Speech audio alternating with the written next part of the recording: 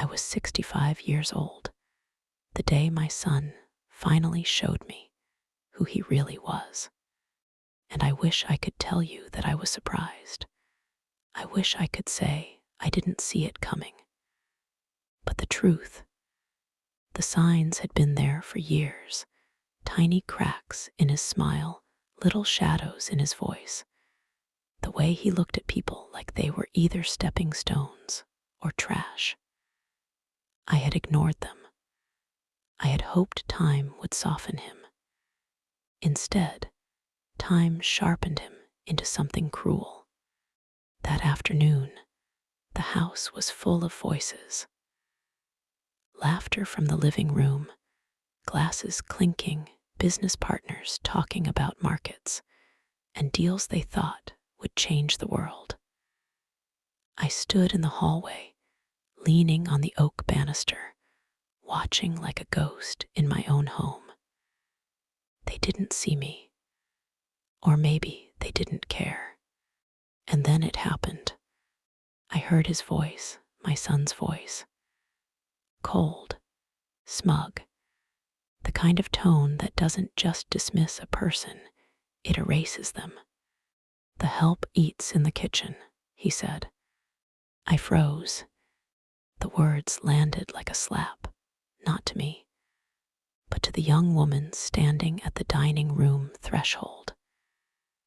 She was holding a tray of food, her hands shaking, her eyes wide with embarrassment. She looked barely 20. She looked like me, once before the years and the heartbreak and the secrets. But my son didn't care. He smiled when he said it, a smile that wasn't warm or kind. It was sharp, like a knife. Then he did something that sealed his fate. He picked up my phone, my own phone. He dialed with a flourish, like it was a game to him. Then, loud enough for everyone to hear, he said, "Cancel the $30 million contract." And he hung up. Silence. The room stilled. Even the air seemed to stop moving.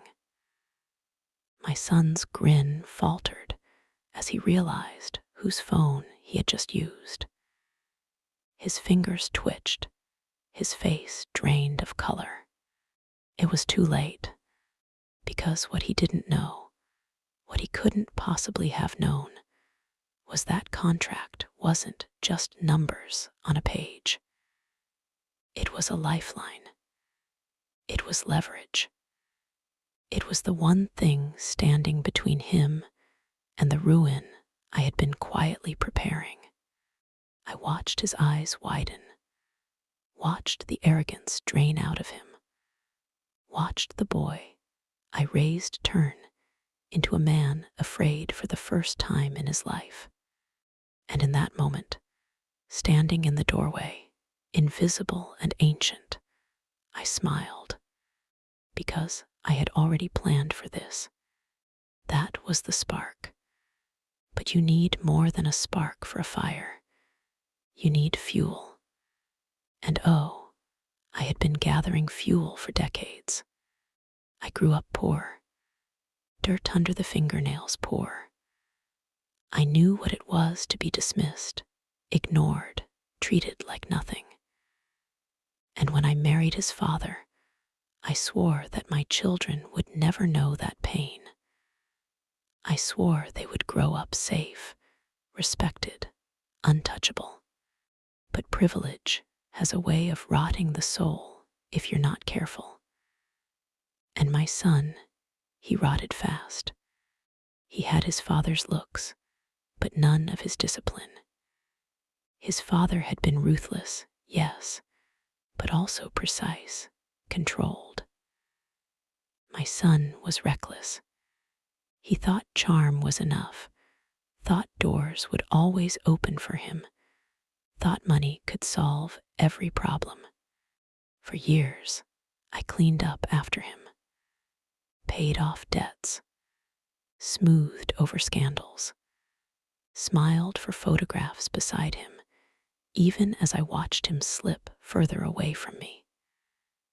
Every time I thought he had hit bottom, he found a new low.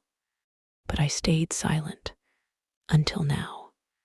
That night, after the guests left, after the young woman in the kitchen wiped her tears and slipped out into the darkness, I sat alone in the dining room. The chandelier above me cast cold light across the table. Glasses half empty, plates forgotten. The echo of his laughter still clung to the walls. I stared at my phone. The contract, $30 million, canceled with one arrogant word. Except not really. He thought he had canceled it. But what he didn't know was that I had already signed everything into place. The deal wasn't just numbers. It was a trigger, a mechanism I had built carefully, piece by piece. The moment he tried to interfere, it wouldn't just collapse the contract, it would collapse him. And now it had begun. The first thing I did was go to the study. It was a room my son never entered, too boring, too heavy with old books and memories. I opened the safe behind the portrait. Inside were files. Thick, heavy years of work. Bank statements, photographs, letters, proof. I carried them to the desk, spread them out, ran my fingers across the pages. Every lie he had told, every theft, every betrayal, it was all here. I had thought I would never use it.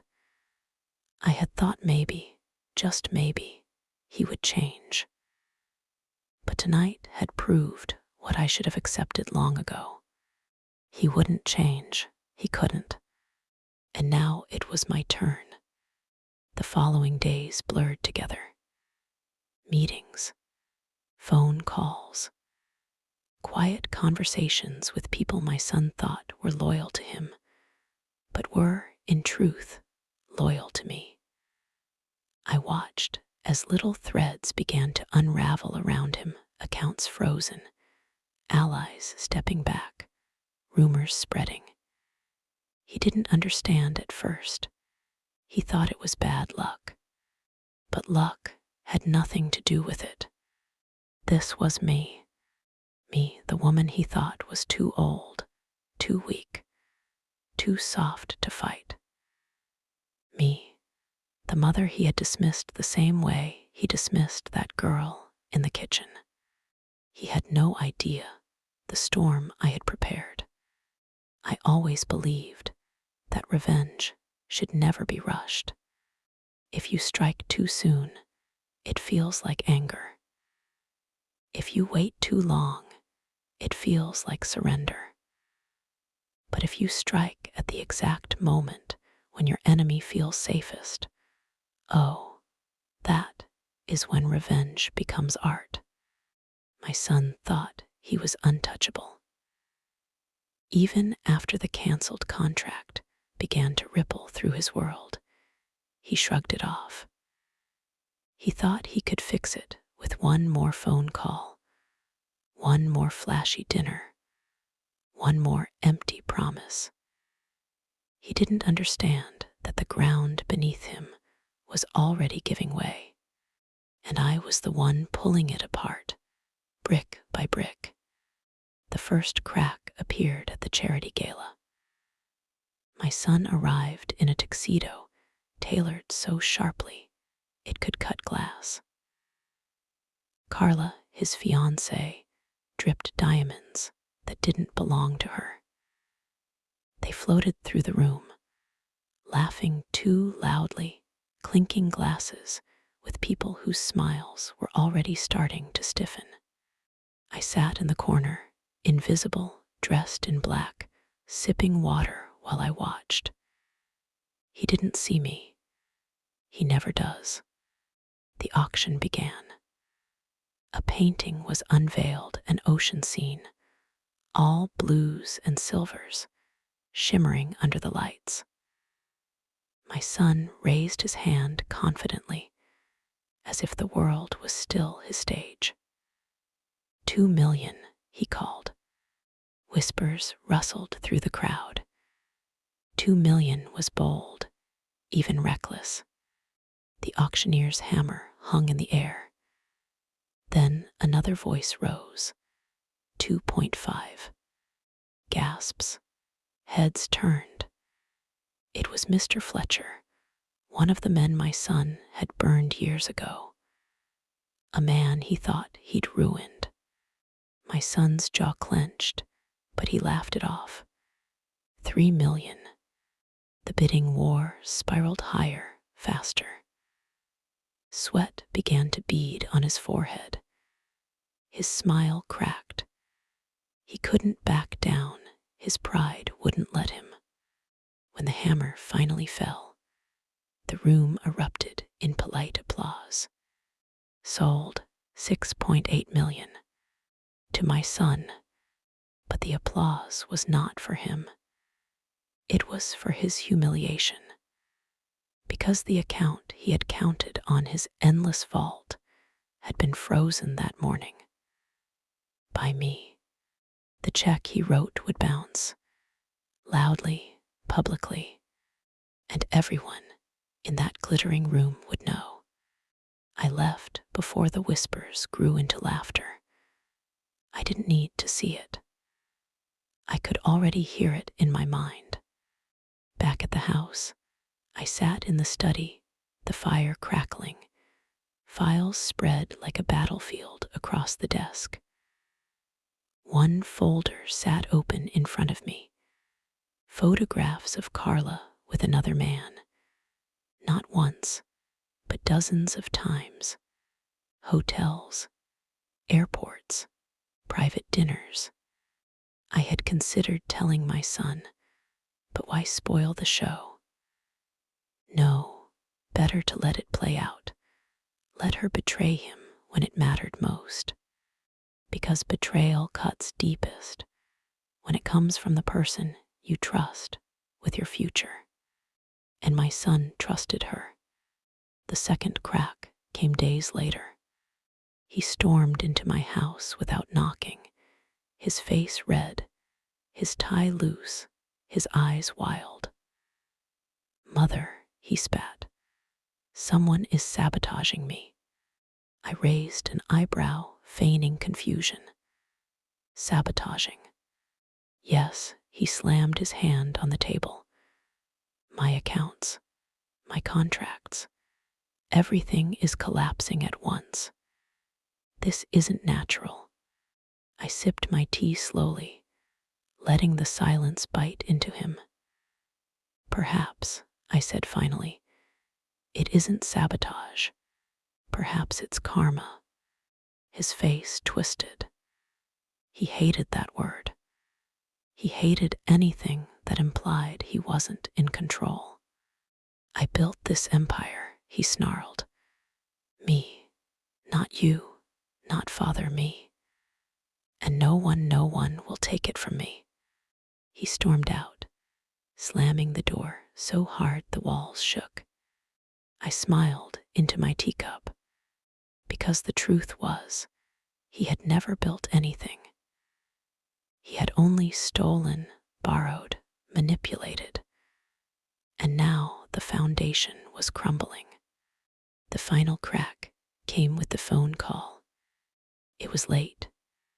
The house was quiet, the ocean outside whispering against the rocks. I sat at the desk, Margaret's lavender scarf draped across my shoulders like armor. The phone rang. It was Susan, the lawyer who had stood by me since Margaret's first letter. "Ava," she said, her voice steady but sharp. "It's done. The board has voted. He's out." I closed my eyes, letting the words wash over me.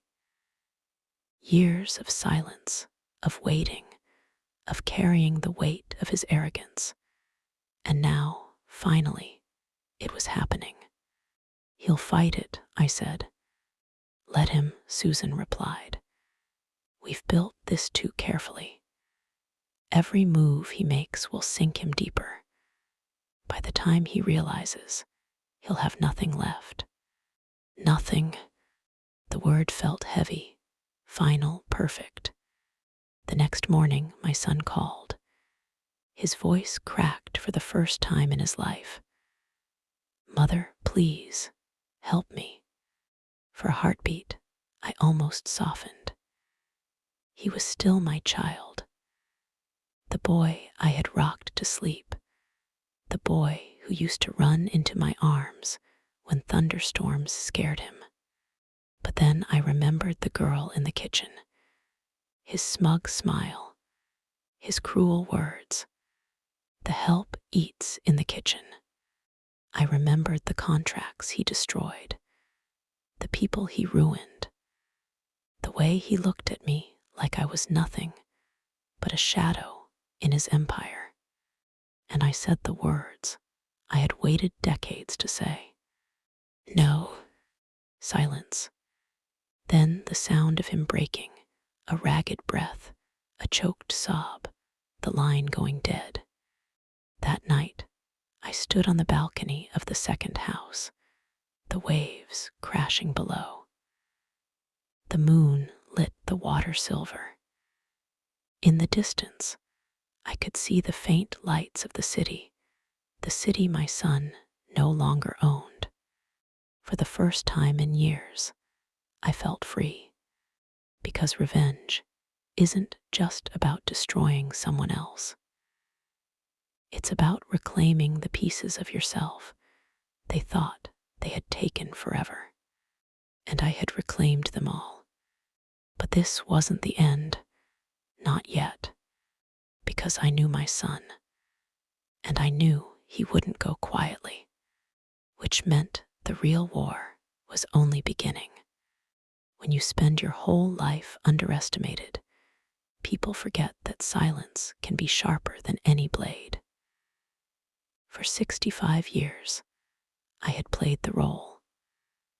The quiet mother, the grieving widow, the woman in the corner who smiled politely and never spoke out of turn. That's what my son counted on, that I would remain in the shadows, that I would accept whatever scraps of dignity he allowed me. But shadows don't disappear. They grow, they stretch, and when the light finally fades, they swallow everything. That night, after Susan confirmed the board's decision, I lay awake listening to the storm claw at the windows. Lightning cut across the sea, thunder shook the walls, and still my mind was louder than all of it. I saw my son's face, the arrogance, the cruelty, the way he had looked at me when he told me I didn't belong at my own table. The next morning, I knew. It wasn't enough to watch him fall. I wanted him to feel what I had felt, powerless, cornered, erased. So I made the call. The plan was already in motion, weeks, months, before he even realized. Margaret had left me the tools. Susan had sharpened them, and I had polished them until they gleamed. The files on his fraud had already been forwarded to the authorities. The photos of Carla's affairs had already been arranged in a neat envelope for the press. The offshore accounts he thought were untouchable had already been drained, not by me, but by the partners he betrayed, the wolves who circled once they smelled blood. But I wanted one last act, one final blow. The gala was perfect. It was the celebration he had arranged to prove he was still powerful, still wealthy, still untouchable. He rented out an entire hotel ballroom, chandeliers dripping light over tables lined with gold-rimmed plates. Musicians played violins, waiters floated like shadows, cameras flashed.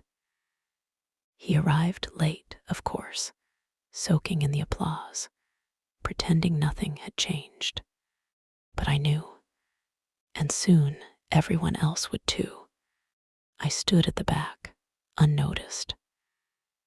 My black dress blended with the curtains, my silver hair tied neatly, my face unreadable. When the time came, the lights dimmed. A giant screen flickered to life.